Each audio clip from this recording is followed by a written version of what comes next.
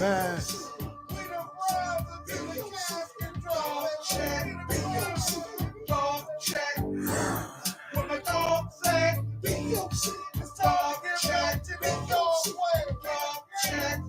Come on in, enjoy.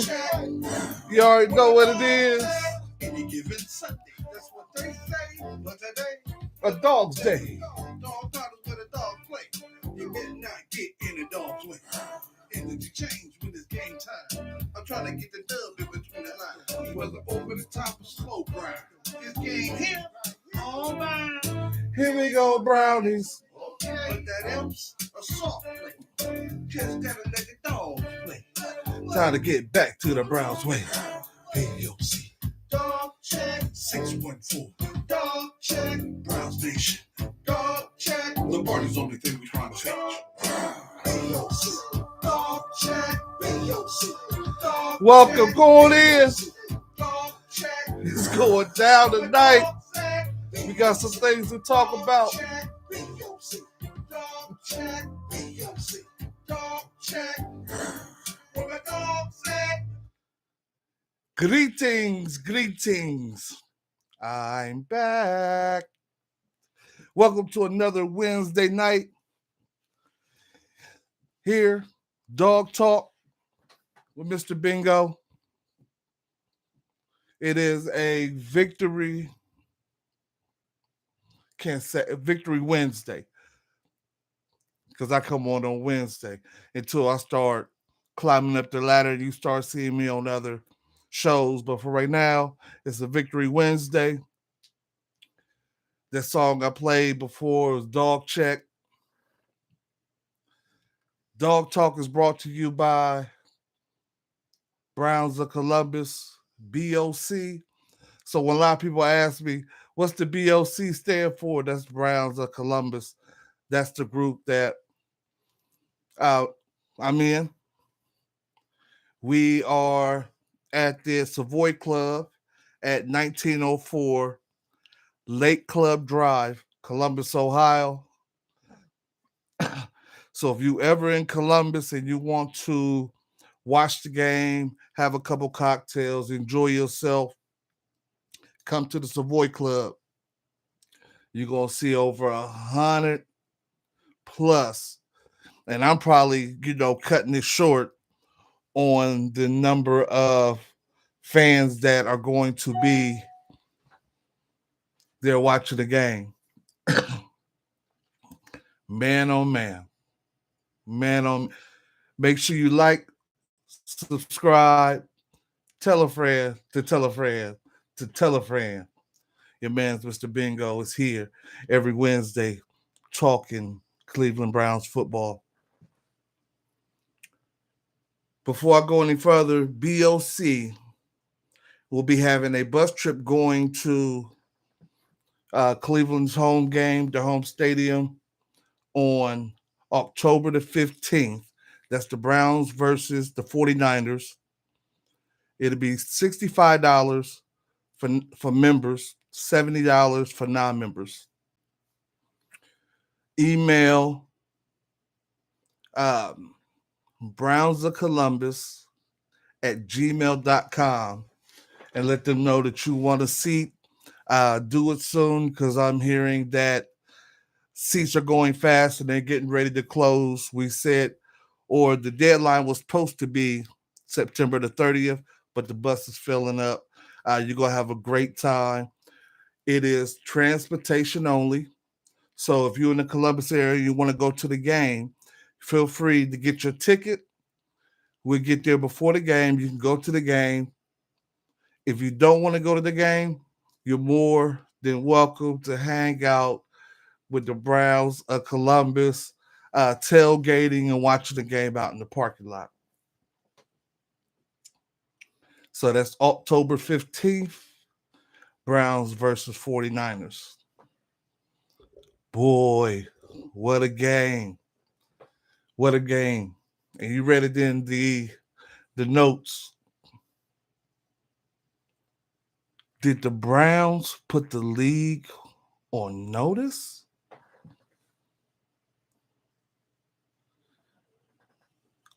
Or or should I say, some people overreacting. Me personally, I believe the Browns put not only Cincinnati, but the rest of the league on notice. The number that they did on Cincinnati Sunday was, as a defensive player myself, beautiful, beautiful, beautiful. Made Joe Burrows look ordinary. Now, take in mind, this is a team that 2 years ago was in the Super Bowl. Last year was deep in the playoffs. So yeah, take it with a grain of salt. It is only game one.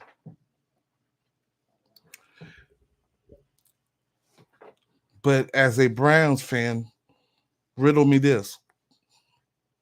When's the last time we've seen not only the Browns as a team come out in week one and look that good? We're going to talk about the offense and the defense, but as a team, look that good and not fall or trip up when things really didn't go their way. Normally, if the Browns turn the ball over, especially in the red zone, usually a team marches down the field, score. Now we're playing from behind, or it passed their score. Sunday, we had two turnovers. Deshaun Watson interception, and Ford fumble. Neither one of those turnovers hurt the Browns this year or this season so far. I will put it by saying this is game one. Because like the rest of the people that's out there that be talking about the Browns, it's I want to wait and see. Was it just this 1 week? Could have been. Because remember last week, Jamar Chase came out and said, we're playing the Cleveland Browns. I was going to call them the Elves. Was that bulletin board material? It could have been. Myles Garrett addressed it. So it could have been the reason why that defense played a little bit more, with a little bit more passion than normal. Or they was going to play like that regardless. That just gave them a little bit more incentive. Bulletin board talk, man, that they could put up there and feed into it. Me personally, I think it's here to stay. You didn't see any miscues, miscommunication on defense, even though they was moving around. Defensive players had a lot more freedom. I think Chase had 3 catches for 30 something yards. And that one, well, most of his yards came from that one. He caught behind the line of scrimmage almost like a screen. Cleveland's defensive backs were on him. I mean, was in their back pocket. All three of them. Emerson, Ward, Newsom, and then you had Delpit. Oh man, he had one of the best games as a safety I've seen in a while, especially from a Cleveland safety. Defense looked nice. And I believe with the additions that they got, it's going to be something to keep an eye on moving forward. And I'm looking forward. I said on a couple shows before, I'm looking forward to seeing their defense because of the freedom that the defensive players have to really ball out, just have fun. After the game, Miles Garrett was like, looked at first play, I get in there, and Smith is already at the quarterback. So it's a friendly competition on that defensive line that's going to keep them motivated, hungry. And I say this from experience because playing defense, when you know that your job is to get to the quarterback and everybody on your team is talented, little things like that little competition that you have with your buddy, like, man, it's a party at the quarterback. Let's get him. Let's get him. That means you're looking down the line. And just as hard as you're going to go, your teammate is going to go. Now, because the competition is not amongst the other team, like Cincinnati or let's say Pittsburgh coming up. The mindset has changed on the Browns defense to where now they're in competition with each other. They expect to win. They just have to learn how to win, especially in those big games. But if they keep bringing that heat and playing defense like they did, hold Joe Burrows to under 90 yards passing. Not one quarter, the whole game. Kudos to the defense. Man, they keep bringing it. And the defense travels. So no matter what stadium you go into, as you've seen, it was kind of bad conditions um, at the stadium. Really didn't show us a lot on TV. You know, I've been listening to a lot of people talk about the game, and some was there, some was watching it on TV. They said the weather there was a lot different than what we was getting on TV. So a lot of people saying, you know, first games, Joe Burrows didn't play the preseason. The weather, you know, was rainy. But didn't both teams play in the same weather? I'll let you think about that. See, the same excuses that they was making for Joe Burrows. Like, don't get me wrong, Joe Burrows, he done proved and shown that he can play. And remember when he went to the Super Bowl, he was the most sacked quarterback in the league at that time. The offensive line was uh, below average at best, but they still made it to the Super Bowl. So they went out and got Orlando and then moved the left tackle to the right. And he was having, both of them was having problems in the game.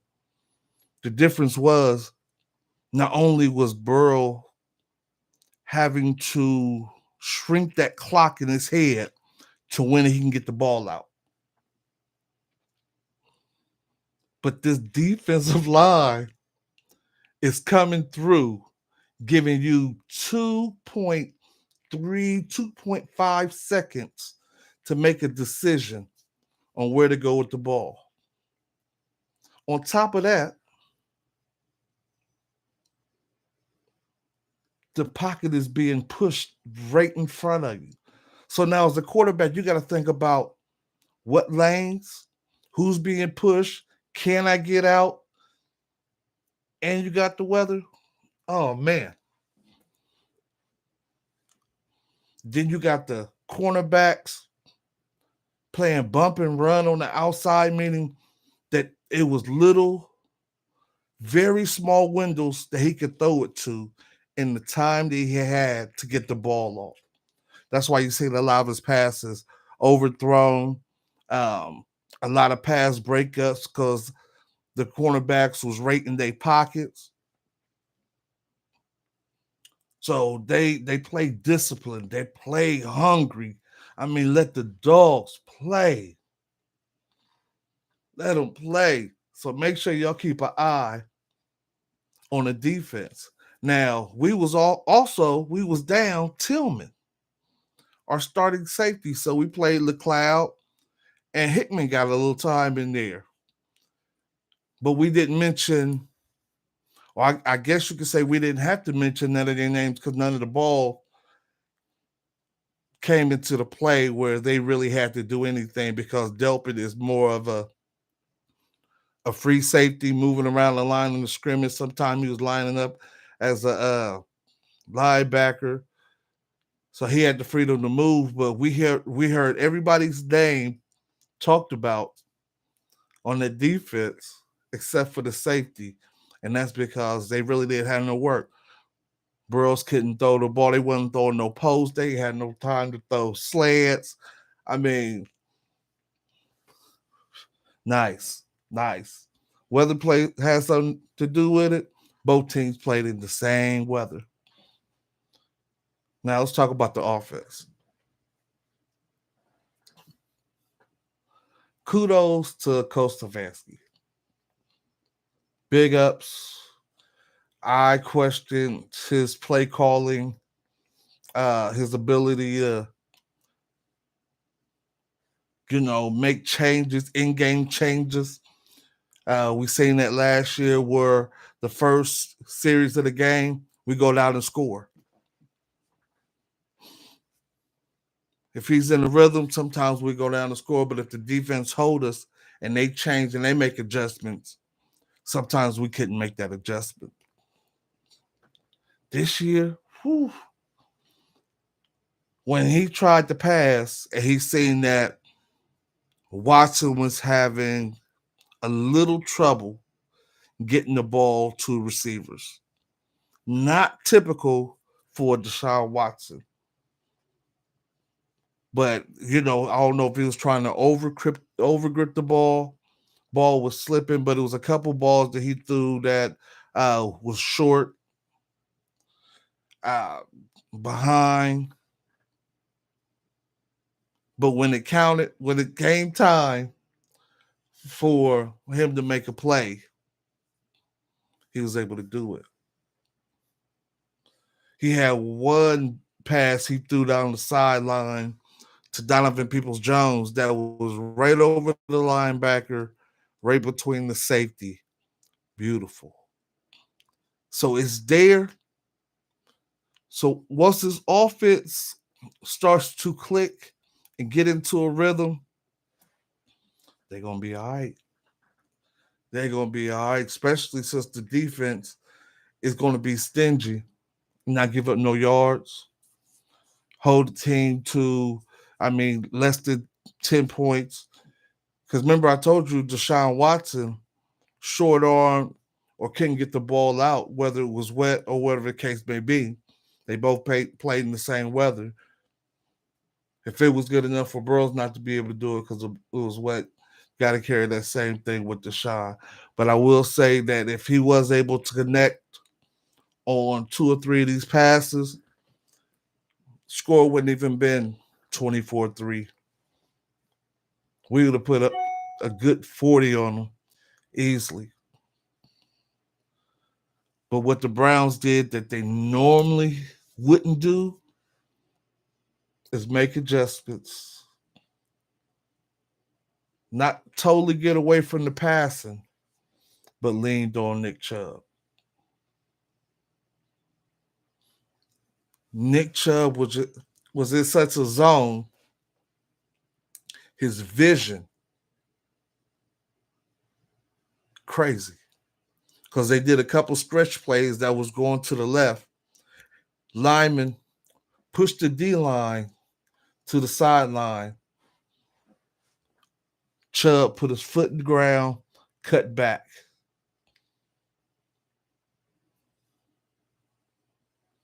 Not only was he running, but the question mark that they had coming into the season was, about Chubb catching the ball off the backfield.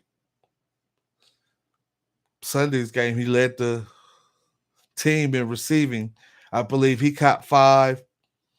Not Emerson, but Elijah Moore caught three or four. So they got away from the run game. I mean, the pass game, they still used it, but they leaned more on Nick Chubb. And what that did, it changed the mindset. See, when you're offensive lineman and you pass that, and you normally have to be the receiver of some punishment when the defense is coming because they get a running start and you got to stop them getting to your quarterback. But when you got a talent like Nick Chubb, and now the offensive lineman can just fire out, it's a different attitude, different mentality. So when they started running and had to get physical up front, the Browns was built to do that. Now the one thing that I had a problem with, and it wasn't with Nick Chubb, and I really can't say Ford did bad, even though he did fumble the ball. But if you watch the game, or when you watch the game, he don't have the same vision as Chubb. They put him in the fourth quarter to third to fourth quarter to milk the clock to save Chubb because Chubb went over to the sideline and he was getting ready to come back in. And I thought they was going to do it for a series, but they end up using Ford to try to melt the game away, saving Chubb, I guess, for the season.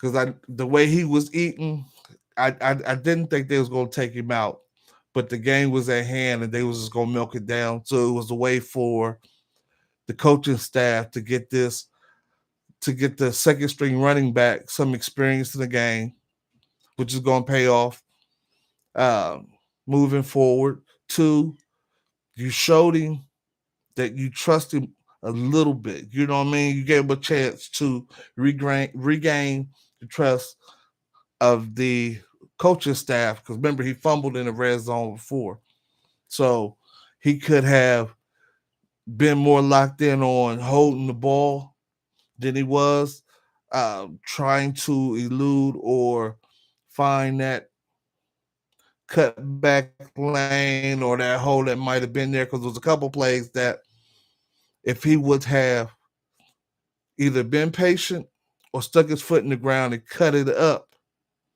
instead of pushing the pocket and allowing the defensive men to gain leverage, he could have made some more yards. Just little things like that he would get, and I'm pretty sure Nick Chubb would talk to him and let him know when they're in the film room, a couple things that he could have did, differently, or some of the things he could work on, because he's not a bad back. He got some explosiveness. He's a kickoff returner, and he played running back coming out of college, so he has it. I don't know if it was because he fumbled earlier or he just didn't see the field or his style didn't play towards the running game at that point, So that was just two different things I've seen. Chubb was able to push the pocket, cut it back, and Ford just pushed the pocket, wasn't able to really get out there like that. So I believe that will come with experience. This is his second year, and then he didn't have a preseason because of, I believe, a hamstring or a soft tissue injury. So, these are things that they're going to work on because they did let Kareem Hunt go in hopes that this kid is going to be uh, the number 2 running back on the team. We also had a scare when Cooper slipped. I think he might have overextended his leg trying to play it or come back for a ball. It was kudos on him from catching it because a lot of times when you're in that dilemma, you really don't focus on catching the ball. You focus on, trying to get your balance or not falling awkwardly. He still caught it. We moved the chains. All in all, the Browns did enough to win the game in the conditions that they had. And to me, I see a mindset that is changing in this team.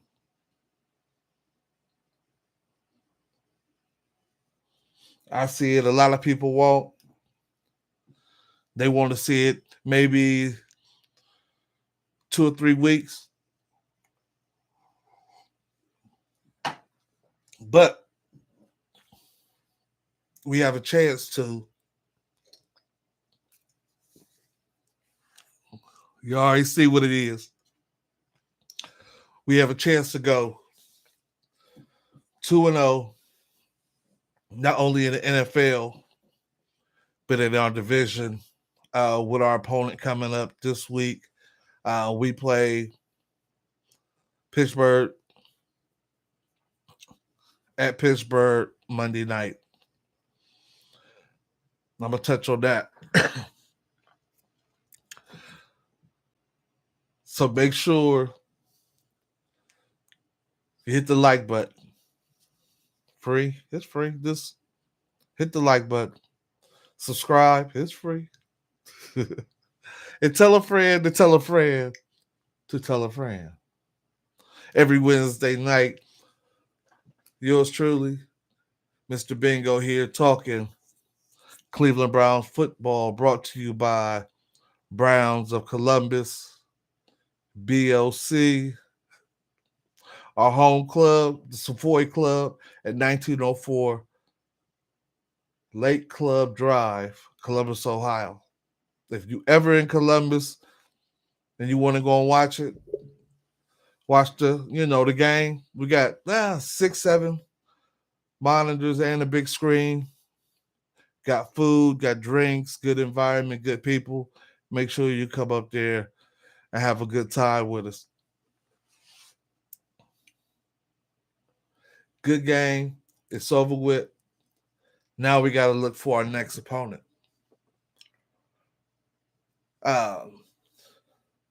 It's going to be, I ain't going to say difficult,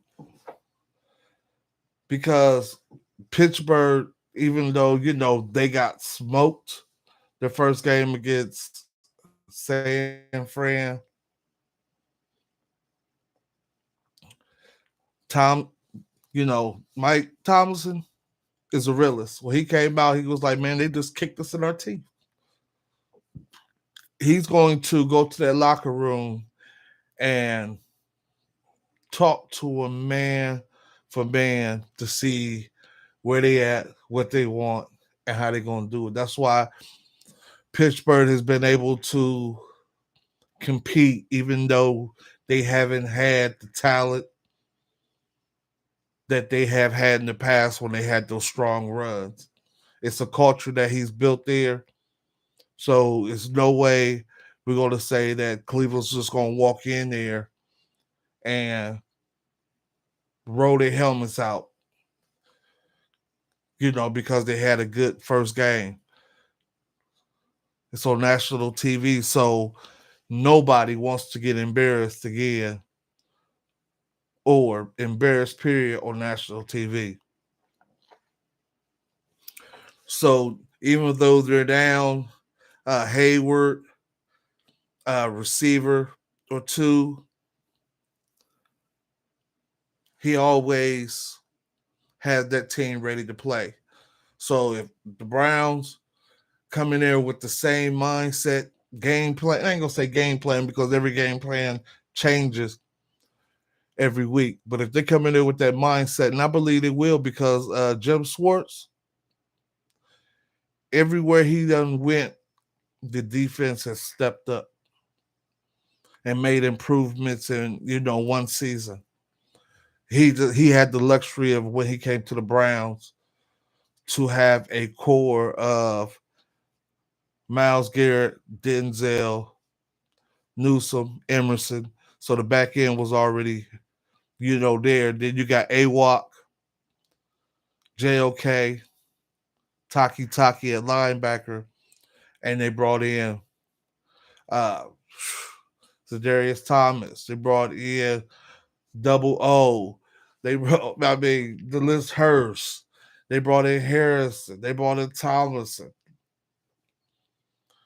And one thing I've noticed is that the Steelers' offensive line is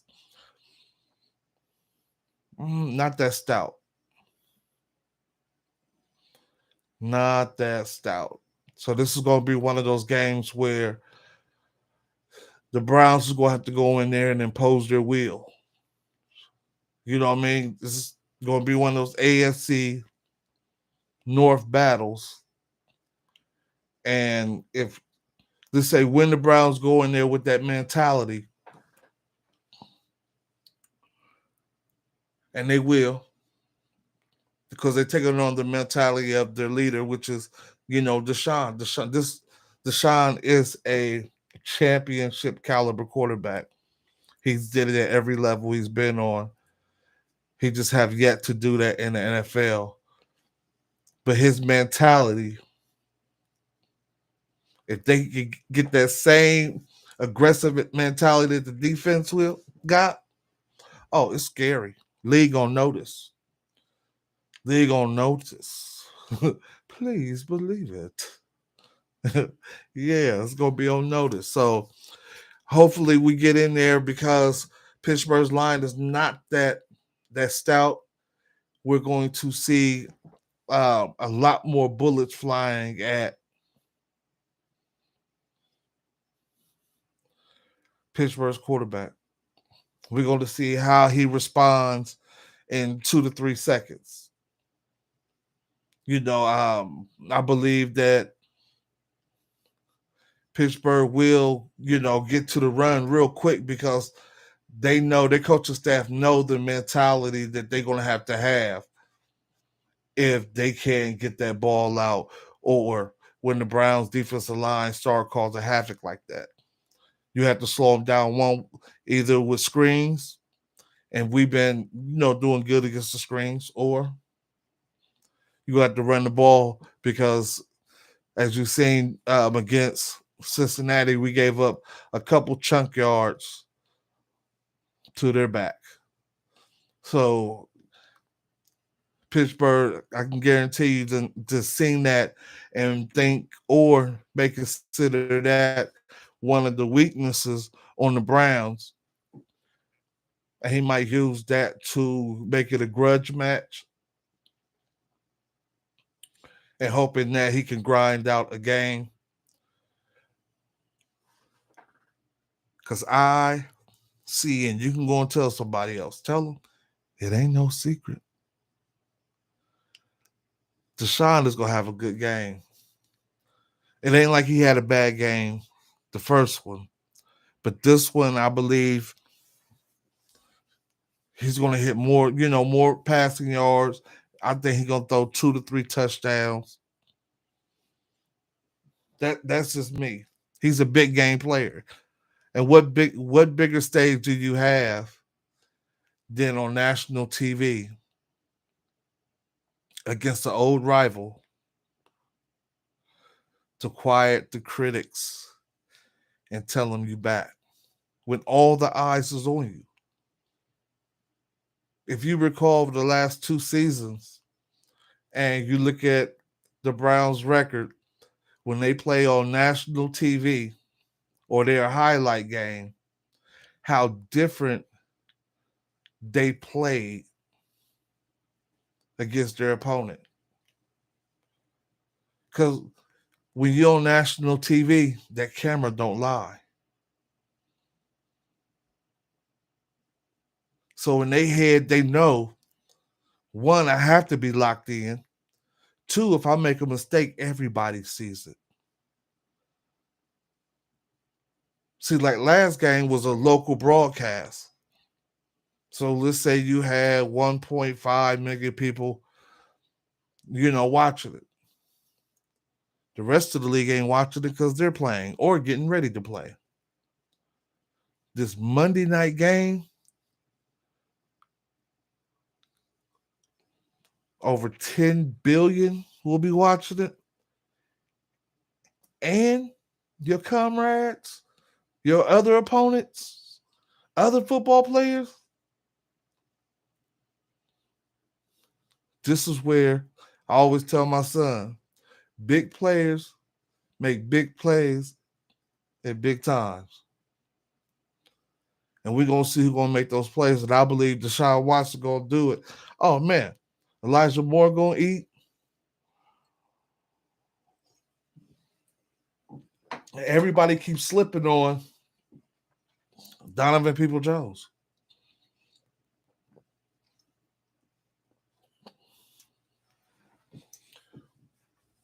I seen a lot from this new playbook. Even though they didn't connect last week, it's been a long time since we've seen receivers running wide, running open. One or two. Is this now about ironing out the little wrinkles and connecting on these, these passes? Getting on the same page, getting in that rhythm. Once they get to rolling, man, I wonder what they're gonna say. How they gonna explain it? Because you still see there is a narrative when it comes to Deshaun. They can't mention him as a football player without mentioning how much he's getting paid. But we just saying Burrows just got the bag. He's the highest paid. Herbert got the bag. Deshaun is the 8th highest paid quarterback. Quit bringing up his money when you talk about him and talk about what he's doing on the field.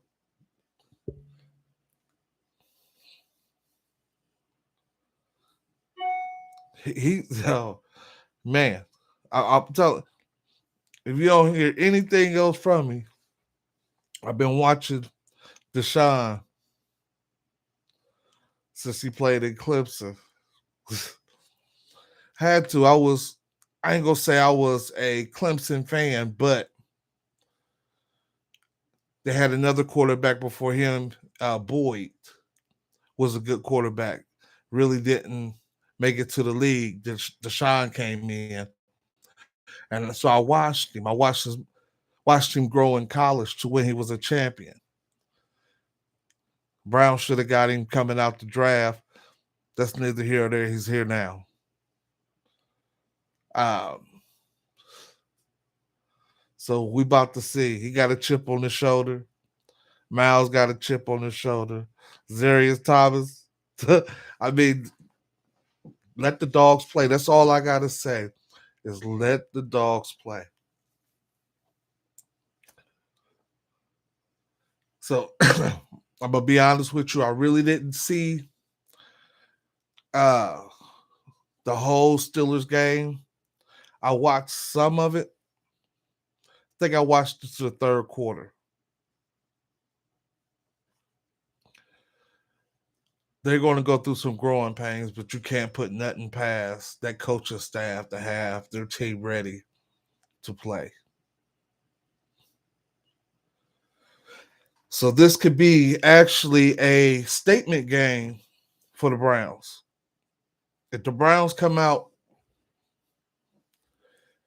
and they dominate this game, or if it's a close game and we pull it out last minute drive, however, we have had one of the longest streaks of not being able to win in one stadium, and this is it. But we cannot hold these players to that same baggage or demon. We're going to see what they do when they get there. Like I said, they put the league on notice. This right here could either be icing on the cake or just a double down. You let them know because after this game, if they do what I expect and they play that same with that same attitude, that same hunger, that same drive, they will have a victory. Then it's going to be like, okay, well, so what? They did it 2 weeks in a row. Now we got to go out and prove it against Tennessee before we play Baltimore after that. The Browns have a opportunity or a chance to go 2-0 in the AFC North with a chance of going 3-0 if we pull out this victory Monday. Be sitting pretty. You sitting on house money. Some people pick the Browns to go 9-8. Vegas just changed the odds from 375 before the season starts to now it's around 225. They don't make those kind of changes without doing their research and thinking that what they're seeing is real. They ain't no food. They ain't gonna throw away money. So we'll see. We'll see. What what are they going to be able to take away? The run game, the pass game. We won a game when Deshaun wasn't as sharp as he should have been. A lot of people give him a C because of the passing yards. So you're giving Burrows an F. I give him a B because he did what he needed to do to win. Remember, I told you in an earlier podcast, the one thing that we had to take notice on this year with this Browns is that Deshaun is going to be able to audible out of plays and in the plays that's going to be in the favor of the Browns. Said that. His touchdown run, he audible to a diamond setup on the right side, Coop on the left, meaning they shift. Let him know that they was playing man to man. Hat on hat on the offensive line, the defensive line. Deshaun has had to outrun one person once they realized what was going on. He audible into that play. Once he seen what the defense was doing, we didn't have that luxury. I'm not just talking about the fact that he could run. I'm talking about the fact that he has the knowledge of the game, the feel of the game to audible to a play that puts them at the best odds to gain yards or to win the game. Which leads me to wonder how many of those other plays did he audible in to give Chubb the ball? When he realized the game wasn't, going the way he feel, how many times did he audible? See that those things like that, the small details like that, travels from game to game and only gets bigger and better as you nurture it and you have battle with your teammates. He might go out there Monday and be feeling like he got a cape on. But he let you know that he's going to work and him and Chubb is going to really do some things because all they want to do is win.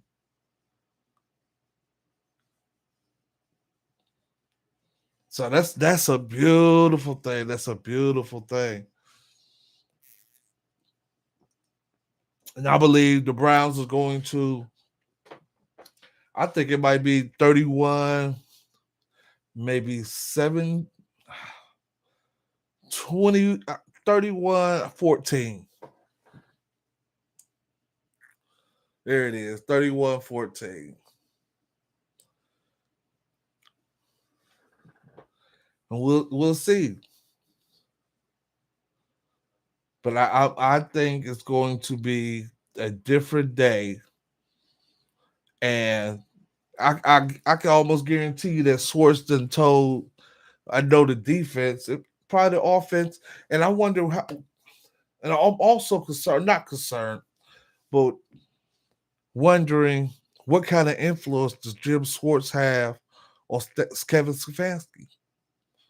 Because the last 2 years he wouldn't have made these adjustments, but now you have a veteran defensive coordinator that can come up to you and be like, we might need to. But for him to be able to do it and get out his own playbook and the way he want to run it, man, that's growth. That's believing in your team that you can win any way you want to win. If you would at different situations, different weather. So if the Browns win Monday, it'll be the first time they went 2-0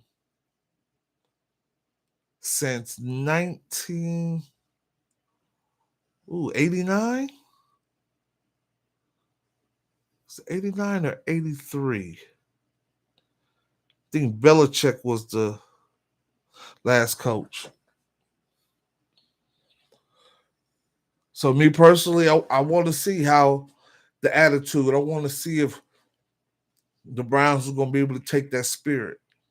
Let them know that, yeah, we used to be little bro. We ain't him no more. We ain't him no more.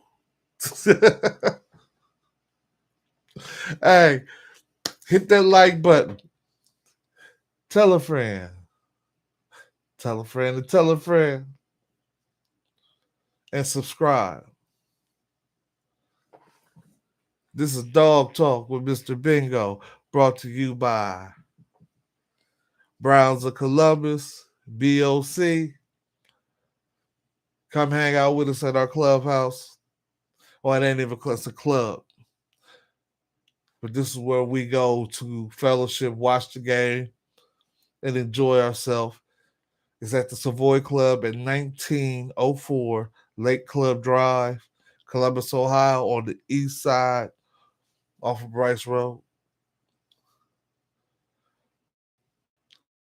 Listen. Oh, good game. We're gonna see. And remember, they're gonna use this phrase after Monday. If not, I come back. I ain't gonna apologize for having faith in my team. But if they do what I expect them to do and what they expect to do on Monday night, you're gonna start hearing people drop words like, "Are the Browns for real?" They put the league on notice,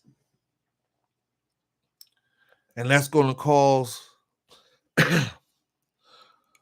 the team to have more confidence moving forward.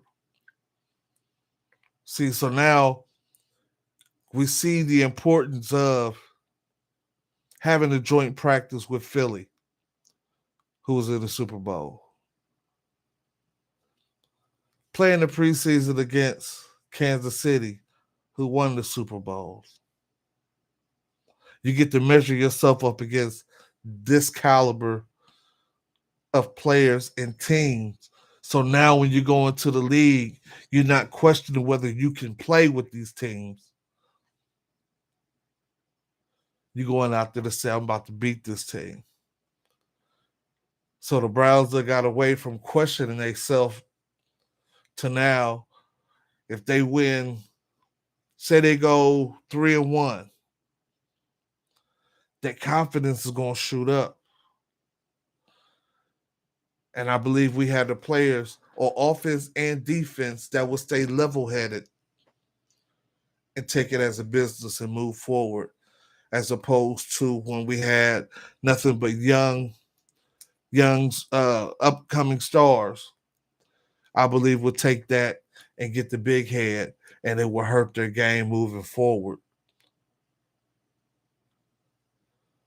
Only thing we got to worry about now is once we put the league on notice, we won't be able to slip up. Well, we won't be able to creep up on teams no longer.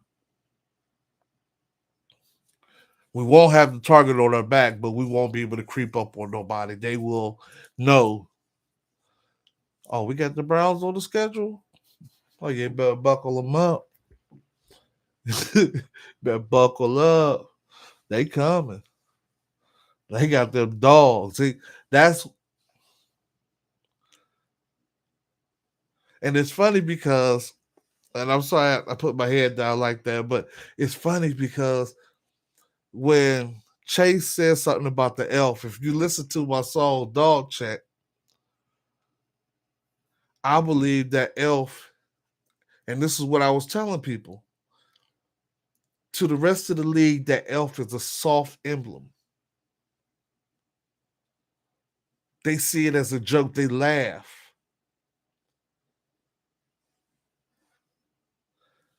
And the Browns found it very disrespectful because if you're not a Brown, you really don't understand the history, where it came from, what part it played in the franchise history. But like I said before, as a player, if I play for San Fran and I come to your home stadium and there's an elf on there, it's on you to make me take you serious.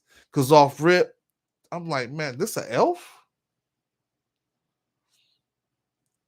That's how Chase was looking at it. But when he said it and the way he said it was very disrespectful to the players, and they felt that. Because everybody know we're the Browns, but I'm just saying their connection that they have outside of this organization and this fan base is one that don't look favorably on the elf. But if the Browns keep playing like they playing now, and they keep disrespecting, still don't like it. But I know how they're gonna use it. You know what I mean? If that's their pride, and you talking about the elf, they're gonna feel very disrespectful when it's hard to really play a player when he feels disrespected.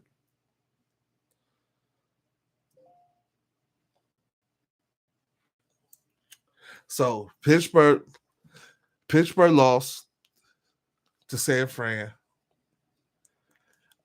Then you have Baltimore really didn't play too good. They end up losing Dobbins for the season. They didn't really look too good. But like I said, it's only week one, new coordinators, so they still had to figure out who and what they are as a team. And I believe Cincinnati and Baltimore play this week. Oh, this could be a very, very different picture coming out of this weekend when it comes to the AFC North. You know what I mean? Everybody could either be 1-1. Well, no, really, because Pittsburgh didn't lose to a division. They could be 1-0 if they win. We'll be 2-0 if we win. Uh, so, whew, yeah. So Monday night, make sure you buckle up. Enjoy the game. It should be an old-fashioned AFC North football game. Because I don't see the Browns backing down like, I ain't going to say in the past, but in the past they have. You know what I mean? Like something go wrong, everything go wrong type of deal. Not this team. This team has a whole different mentality. It's going to be nice this season. And I hope y'all enjoy.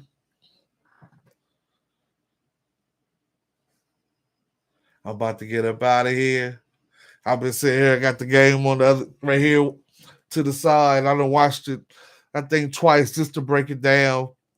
You know, and kudos, Dewan Jones, rookie from Ohio State, came in, was playing good on the right side after our tackle went down, and he's out with an ACL, MCL for the rest of the season. So now we got the rookie. We're gonna see how he does going up against JJ Watt. Gonna be a nice test, but if he's going up against Zadarius Thomas and Myles Garrett,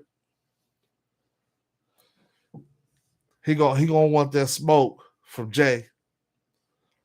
And he should be able to hold his own because right now Myles and Zadarius Thomas are, after the first game, considered the number one and number two defensive ends in the NFL. So if he's facing them in practice, that should sharpen up his skill to go up against, JJ Watt. I'm more worried about JJ flipping over to the other side than I am about the rookie. But we'll see. We'll see. And remember, I said 31-14 Browns because the Browns seem to always play real good on national TV. I'm just saying.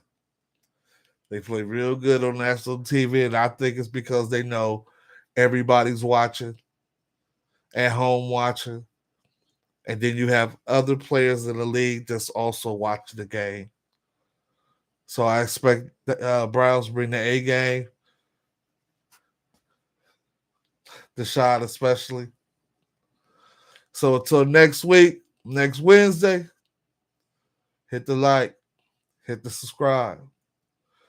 Tell a friend to tell a friend to tell a friend that your man, Mr. Bingo, is on Talking Dog Talk. Brought to you by B.O.C. Browns of Columbus. See y'all next week.